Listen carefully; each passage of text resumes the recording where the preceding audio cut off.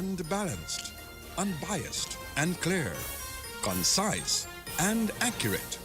This is the DBS Evening News. Here now is your presenter with the headlines.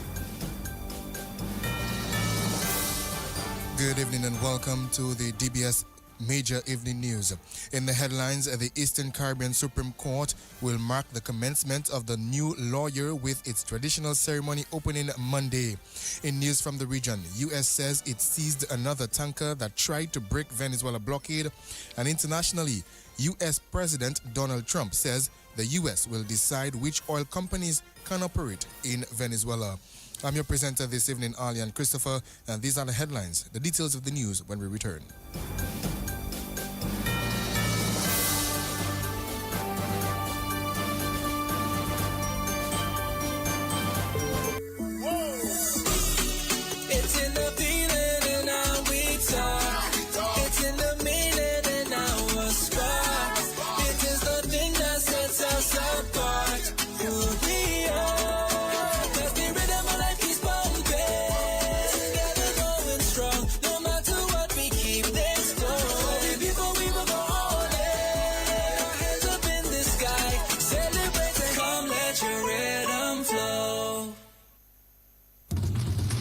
DBS News.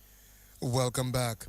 The Eastern Caribbean Supreme Court will mark the commencement of the new lawyer with its traditional ceremonial opening on Monday, January 12th.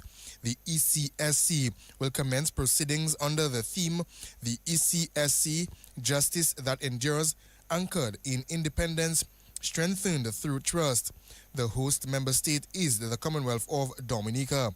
Chief Registrar of the Eastern Caribbean Supreme Court is Michelle John Fibbles. Yes, well, it's customary in the legal profession that we commence the opening of every lawyer with a ceremonial opening. And the ceremonial opening usually takes different events that make up the opening. This is an age-old tradition. And the court, even on the heels of its 59th year, we're happy that we could continue with this tradition. Every year, the opening is held in rotation in a different member state or territory. And this year, we're happy to be in the Commonwealth of Dominica. And we will start with a church service on Sunday, the 11th of January, 2026. And that service will be held at the Lady of Fatima Catholic Church in Newtown. And that's from 9 a.m. We're inviting the public to come out, where we will have members of the bench, the judges, as well as members of the bar, who will all come to celebrate this milestone. And we usually at the court like to start with prayer, so we are very happy to usher and herald in this new lawyer with the church service. And we're grateful to the clergy at the Lady of Fatima Catholic Church for accommodating us this year. That is Chief Registrar of the Eastern Caribbean Supreme Court, Michelle John Fibbles. She said that following the church service on Sunday, the celebrations will continue on Monday with a procession to the State House Conference Room, which has been declared a court for the purpose of the special sitting to mark the opening of the lawyer. The procession will include an inspection of the Guard of Honor, immediately followed by the special sitting at 10 a.m. At that special sitting, the feature address will be delivered by Her Ladyship, the Honorable Madam Margaret Price Findley, who is the Acting Chief Justice of the Eastern Caribbean Supreme Court. The address will be delivered live from the State House Conference Room in Roseau in the Commonwealth of Dominica, and will be aired live to all the other member states and territories of the Eastern Caribbean Supreme Court. Of course, you would know that the court serves 9 member states and territories, and they will all be tuned in to view this address live. When COVID hit, we sort of we changed the way in which we did our ceremonial openings, where we usually had one sitting where we had speakers from each member state and territory. But now things have normalized. We thought this year, let's try to get back to the former way of the tradition. And we're happy that this is the first time since COVID that each island could have their individual court sittings. And of course, the Court of Appeal will be here in the Commonwealth of Dominica for this special sitting. Chief Registrar of the Eastern Caribbean Supreme Court, Michelle John Fibbles. Head of the UWI Global Campus, Dr. Kimon Joseph, is reporting that Dominican students have excelled, with 48 students forming the UWI Global Campus graduating class of 2025. The virtual graduation ceremony of the University of the West Indies Global Campus will take place tomorrow at 10 a.m., featuring a total of 1,264 graduates. The ceremony will be held under the theme Pelicans in an AI-driven future. A record 1,264 people qualified for this graduation, and 1,039 of them are undergraduate students and 225 are graduate students, and that is for the campus as a whole. In terms of Dominica, we will be honored as part of this ceremony, and there are 41 undergraduate students from Dominica who will be part of the ceremony, and out of that 41, 85% of them are women and 15% are men. There are 7 graduate students, 57% female, 43% male. Dominican students performed extremely well. 51% of our undergraduate students received first-class honors, while 60% of our graduate students graduated with distinction. Head of UWI Global Campus, Dr. Kimon Joseph. Meantime, Jamaican Alex Anderson is the UWI Global Campus valedictorian for the class of 2025. Being valedictorian of UWI Global Campus represents a deeply personal milestone for me. It's one rooted in growth as well as transformation. I never started my educational leadership and management program trying to prove anything. I entered it older, more grounded, and very aware that I had grown since my first degree back in 2012. Back then, I might have succeeded academically, but I hadn't fully matured into the kind of learner, better yet, even the person I needed to be. This journey came with real-life interruptions. Just before starting, I underwent eye surgery, which forced me to slow down physically and mentally. Later, even after it all, Hurricane Melissa disrupted plans and even postponed the airing of our graduation ceremony. But in many ways, those moments became reminders that progress doesn't stop just because life interferes. It adapts. What makes this achievement most meaningful is knowing it speaks to more than just my story. It reflects working adults, Caribbean students, and people balancing responsibility while still choosing growth. I think it affirms that excellence isn't reserved for perfect timing or even linear paths. I believe sometimes it's the quiet decision to keep going that makes all the difference. That is the 2025 UWI Global Campus valedictorian, Jamaican Alex Anderson. St. Kitts and Nevis has joined Dominica and Antigua and Barbuda in accepting third country refugees and deportees through a memorandum of understanding signed with the United States. Prime Minister Dr. Terence Drew says St. Kitts and Nevis will only accept deportees who are nationals of CARICOM member states, with the exception of Haiti under the agreement. So St. Kitts and Nevis has negotiated and entered into a memorandum of understanding with the United States of America for the potential transfer of certain third country nationals. And I want us to listen carefully, who are citizens or nationals of the Caribbean community. This does not involve anybody outside of CARICOM. And this is in keeping with our CARICOM principle. And I will further say that because of security matters, it does not include Haiti at this particular time. It does not involve anybody from any other place outside of the CARICOM region. Under the arrangement, the United States may propose transfers of CARICOM nationals. This is what St. Kitts and Nevis has negotiated, without violent or sexual criminal backgrounds. And St. Kitts and Nevis may accept them. We are not obliged according to the MOU. The MOU contemplates jointly develop operational procedures including capacity-based limits and logistical arrangements. Prime Minister of St. Kitts and Nevis, So Dr. St. Kitts and Terence Nevis Joe. has Police are reporting a significant reduction in burglaries in Dominica. Deputy Police Chief Jeffrey James says several factors have accounted for the decrease in incidents of burglary. Burglary was a very common offense, and I'm speaking island-wide, not only in the Roseau area, but we have seen burglary get a significant decrease in the central and island-wide. It's like in certain instances more than 300% decrease continually. For example, in mid-1995, we had in excess of 2,000 plus burglary, or almost 2,000 plus burglary.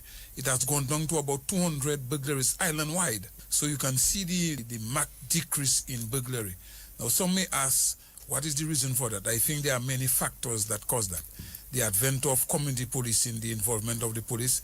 So to the investigation, some of the offenders have found themselves being investigated and convicted and spend time at the prison. Some of the offenders as well, they have outlived their usefulness in terms of committing crime. Some of them died, some of them have, because of age, they have retired from that criminal activity. I am saying the advent of technology, modern technology, where you have CCTV and people are more concerned about using cameras and other instruments for safety and for the detection of crime and detection of offenders. And I must say, to the increased presence of the police, there is an increase. We are seeing a better presence of the police, which need to be increased even better. What I'm saying, the increased presence of the police is a factor in bringing down the burglary as well. Deputy Police Chief Jeffrey James. The journey for two contestants in the Miss Dominica pageant has become easier. This as Donna Eugene has secured sponsorship from Autotrade Limited and the Discover Dominica Authority DDA, and Sanchia Tyson secured sponsorship from the Dominica Air and Seaport Authority as well. Miss Eugene, who represents the community of Grand Bay, expressed that this investment in her dreams is a testament to the value of her contributions.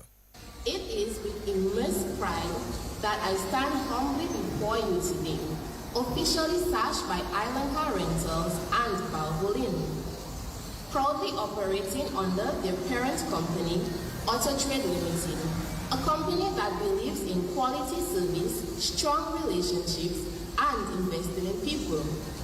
I am especially grateful to my employers at Island Car Rentals and Autotrade Limited for your continued support, mentorship, and the many opportunities that you provide, both within and beyond the workplace. Your investment in me on this journey is a powerful affirmation that my contributions are valued, and that you fully support the realization of my dreams. Mere words can never truly express my immense gratitude. Miss Dominica 2026 contestant and Miss Island Car Rental, Valvoline and DDA, Donna Eugene. Meantime, 19-year-old Sanchia Tyson from Crayfish River, Kalinago Territory was sashed Miss Dominica Air and Seaport Authority, DASPA, this afternoon. As a young woman from the Kalinago Territory, this support is especially meaningful to me. It affirms that our roots matter, our voices matter, and our stories deserve to be carried proudly on national stage. I am honored to represent my community and my country with dignity and purpose. My platform, Roots and Radiance, empowering both Kalinago and Dominican women through cultural identity, reflects my commitment to honoring our heritage while uplifting women to embrace their strength, confidence, and self-worth. For this journey, I am determined to work tirelessly to ensure that our culture is respected, our women are empowered, and our traditions continue to shine. And that is Miss Dominica Carnival Queen contestant Sanchia Tyson. Prime Minister Roosevelt Skerritt has called on Dominicans to form groups and companies to take advantage of the opportunities which will come from the international airport. Skerritt made the call on Thursday during a site visit of the facility in Wesley, due to be completed in October 2027. The government's responsibility is to build the airport. It is left for the citizens of Dominica to take advantage of the opportunities, to position themselves.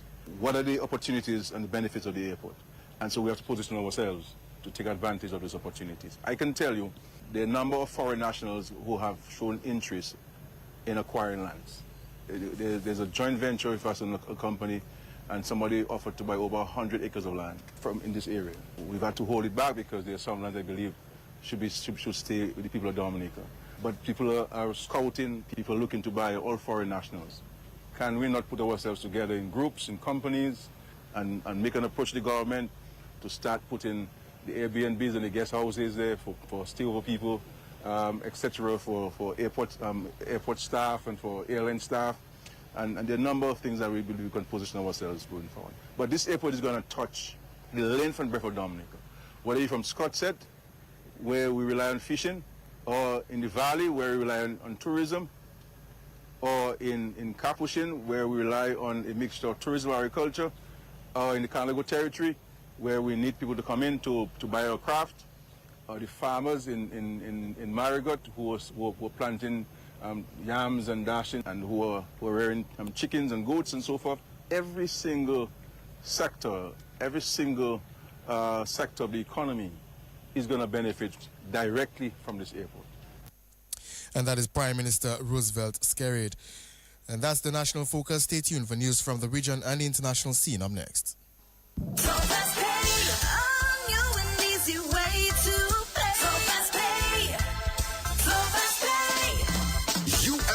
And you got it. A quicker way to pay your bills online. It's fast, secure, and easy to use. No registration, no additional fees. Flow is now offering FastPay, an online service that allows you to settle your bills in less than 2 minutes. Need a receipt? FastPay will send it to your email immediately. Use FastPay now for convenience, safety, and efficiency at discoverflow.co/fastpay. So FastPay, 2 minutes and you're on your way. So FastPay, so FastPay. Flow is keeping you connected. DBS News. In news from the region, the United States said Friday it seized another tanker that tried to break an American naval blockade aimed at preventing sanctioned vessels from going to or departing Venezuela, the fifth ship apprehended in recent weeks. Washington has deployed a huge naval force in the Caribbean, striking alleged drug trafficking boats, seizing tankers, and carrying out a stunning operation to capture Venezuela's leftist leader. The latest vessel seized was the Olina, which U.S. Homeland Security Secretary Kristi Noem said was another Ghost Fleet tanker ship suspected of carrying embargoed oil that departed Venezuela, attempting to evade U.S. forces. And internationally, U.S. President Donald Trump says the U.S. will decide which oil companies can operate in Venezuela. He made the announcement at a meeting with U.S. oil executives at the White House this afternoon. Plan is for them to spend at least $100 billion to rebuild the capacity and the infrastructure necessary. Venezuela has also agreed that the United States will immediately begin refining and selling up to 50 million barrels of Venezuelan crude oil, which will continue indefinitely. We're all set to do it. All of the companies here today are going to be treasured partners in bringing the nation of Venezuela back to life, restoring its economy, and generating great wealth for their companies and for their people, and also great wealth for the American people. And that is the U.S. President Donald Trump. With that, we end the evening news. Of course, the sports report is up next with Gavin Richards. Covering the nation and beyond, DBS Sports Report.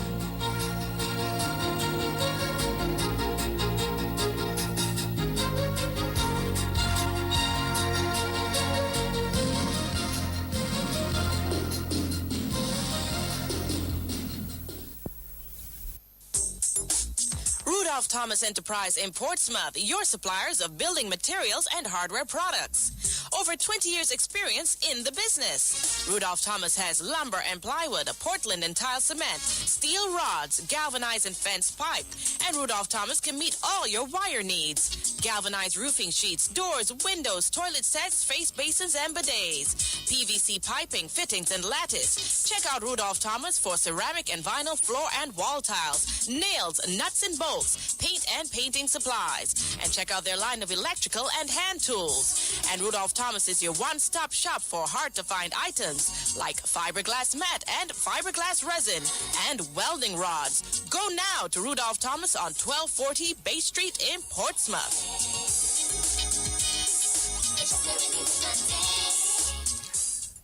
Well, good evening. I'm Gavin Richards with the DBS Evening Sports Report. Let's kick off with football news as the DFA President Glenn Etienne says today marks a defining moment in the history of Dominica's football. Well, his comments at the official opening of the DFA National Youth Academy this afternoon at the DFA Technical Center at Stock Farm. Over 80 young footballers will form part of the class of 2026. Well, Etienne says the academy will help the Dominica Football Association with its overall football development plan. The launch of the DFA National Academy signals a bold step by the Dominica Football Association. A step towards raising the standard of our football, strengthening our developmental structures, and positioning Dominica to compete at high level, both regionally and internationally. We at the Dominica Football Association have set a clear and ambitious plan to take football to a higher level, one where our programs, our structures, and our aspirations are fully aligned with the objectives of FIFA and CONCACAF. We are committed to ensuring that Dominica remains in step with global football development initiatives, modern standards, and the expectation of our international partners. This academy represents an investment not only in football, but into the lifeblood of our society. Football is not just a sport, it is a national resource. It is a developmental tool. It is a way to uplift communities, guide the youth, and influence positive change among our young men and women. And that's DFA President Glenn Etienne. FIFA talent coach Kurt Hurd says the academy will be a crucial tool for Dominica's football development. This academy will bring together our best young talents from the ages of 9 to 15 under one structured pathway. It will give them access to a professional environment where they'll learn, grow, and challenge themselves every single day. Here, our players will train with our fantastic coaches. They'll benefit from a curriculum designed to bring out the best in them both in and out of the game. They'll be exposed to international and overseas fixtures, new standards, and new opportunities that have not always been there for those that have came before them. As I touched on earlier, the mission's simple, but it's a powerful one: to build long-term sustainable success for all national teams. We've already seen the proof that this approach can work with the correct support. Take a look at our under-14 girls who reached the CFU final in Trinidad, an achievement that exceeded every expectation. All but one of those young girls came through the RTC programme here on the island. Their journey demonstrates what structured development belief and opportunity can produce. And today we're taking that same vision to an even higher level. And that's the FIFA talent coach Kurt Hurd. Meantime, Minister of State with Responsibility for Sports, Senator Oscar George, commended the Dominica Football Association for the bold move. This academy will seek to identify and nurture talented footballers who can then move on to representing Dominica at the regional and international levels. And of course, that in itself will seek to strengthen sports at the national level. So this represents a very important component of our sporting landscape. And of course, we all look forward to the future success stories coming out from this academy. However, this National Academy by the DFE goes far beyond just introducing structured football to the young people. It's about creating a culture of teamwork, of discipline, personal growth and building life skills that will benefit young people far beyond the football field. Minister of State with Responsibility for Sports, Senator Oscar George. In some cricket news this evening, Grenada has captured the 2026 Windward Islands Women's T20 cricket title as they pulled off a dramatic win over the defending champion St. Vincent in the grand finals this afternoon in St. Vincent. Well, Grenada took first knock and got 103 for 8 in their 20 overs, a remarkable fight back after being 28 for 6 at one point. Aria Fortune got 24 not out. Janila Glasgow picked up 3 for 18 for St. Vincent. Needing 104 to win, St. Vincent could only get 95 for 8 in their 20 overs. The last delivery to go, just punch it to show cover. Grenada and a flip from Karina Shallow. Celebration City here at Onisvale Cricket Stadium. Grenada pulling out their nutmeg flags. Walking to the umpires, Janila Glasgow shaking hands. Grenada is now the champion of the Windward Islands Women T20 Championship. Well, Grenada won by 8 runs to be crowned the 2026 champions. Meantime, Nerissa Crafton did it with the ball and Zeta James with the bat as St. Lucia beat Dominica to secure third place in the Windward Islands Women's T20 tournament. St. Lucia batted first and made 122. Zeta James got 67. Dominica's Abini Seja picked up 3 for 10. While Dominica chasing 123 to win were looking good at 80 for 3, but lost their way and were restricted to 105 for 9 in their 20 overs. Anisha Fontaine top scored with 31 and Jem Elwar got 24. We had Nerissa Crafton taking 4 wickets for just 2 runs in 3 overs. St. Lucia won the game by 17 runs. So Grenada ended the tournament in first place, St. Vincent in second, St. Lucia third, and Dominica fourth. All attention will now be on the selectors as they're set to announce the Windward Islands women's team for the upcoming regional T20 tournament, which starts next week.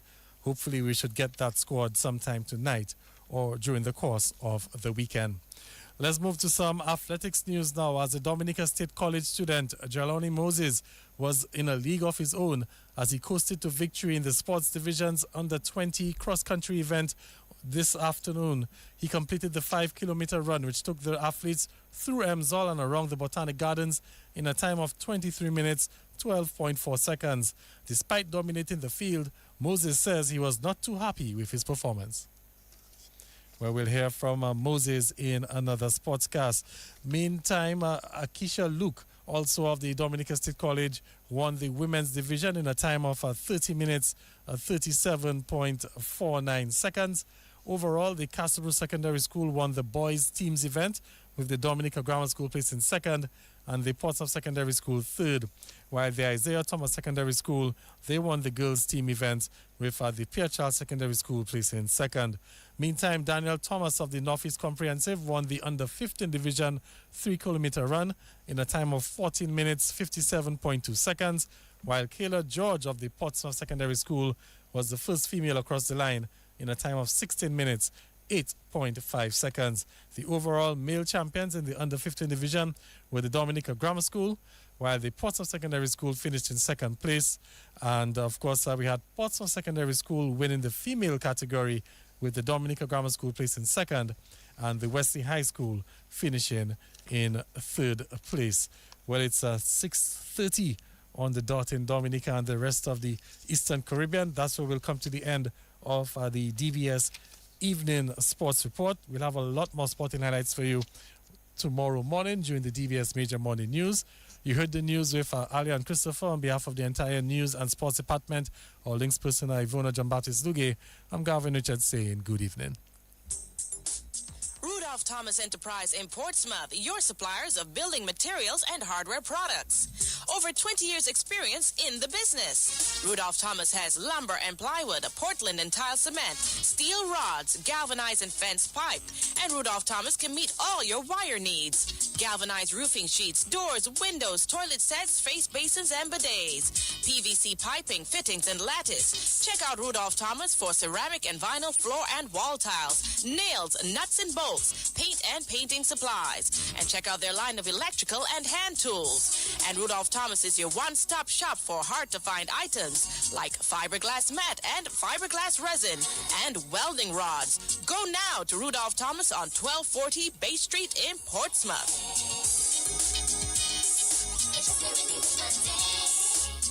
29 minutes before 7, it's time for the Community Bulletin Board. We will start off with one death announcements on the DBS Community Bulletin Board.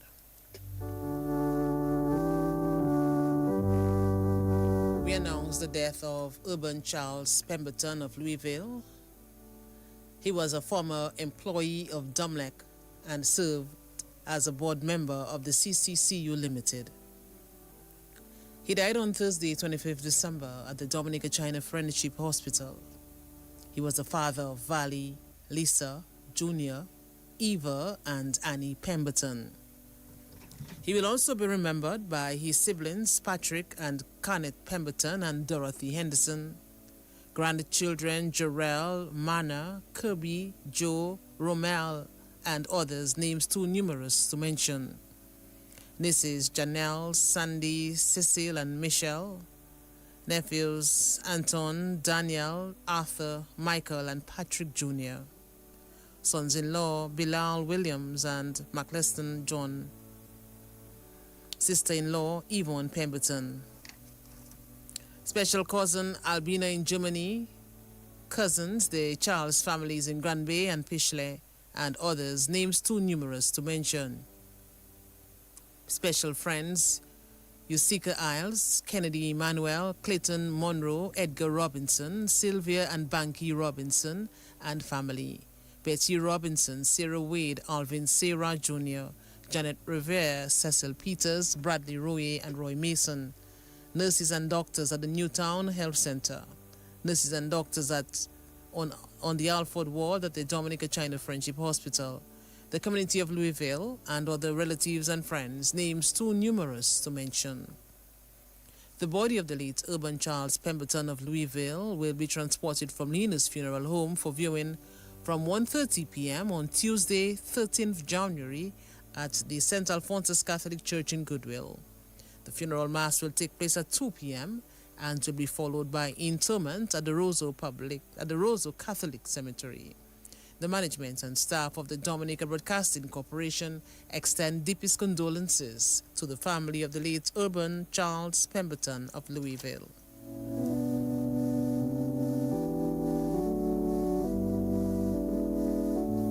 And now stay tuned for the general announcements.